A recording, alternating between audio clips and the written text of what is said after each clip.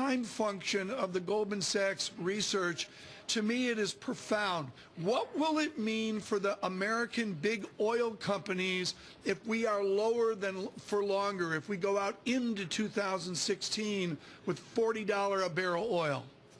It's just bad news all over, whether it's large or small. At the end of the day, this is the lifeblood of the oil industry.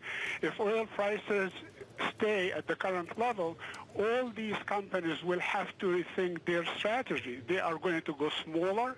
Some of them will not survive. The bigger companies with deeper pockets and strong balance sheet will take advantage of this market, will make acquisitions. So it is a mixed bag, but generally bad news for the energy industry. What is the OPCO research? Do you agree with Goldman Sachs and, for that matter, the caution of Citigroup, or can you be more optimistic? For a while, I thought they stole our line, lower for longer. I thought we should have coined this. But anyway, I do believe oil prices will surprise in the way down, as they will surprise in the way up.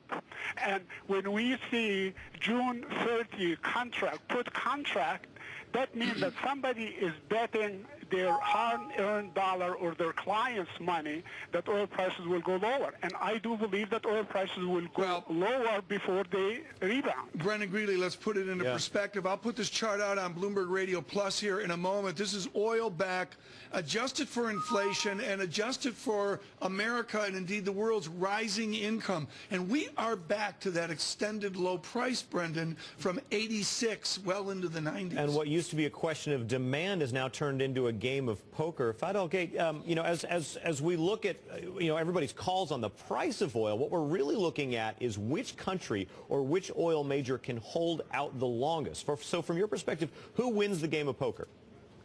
Well, at the end of the day, OPEC can make money even at $30 oil. But the question is, can they balance their budget? Can they run their economy at oil prices below $75? I doubt it very much. So it's kind of, we can stand the pain, but some weaker members of OPEC will just fold the tent. For example, the Iranian situation is very precarious. They are obviously producing less oil than they would have liked because of the economic sanction, and they are getting a lot less than what they were hoping for.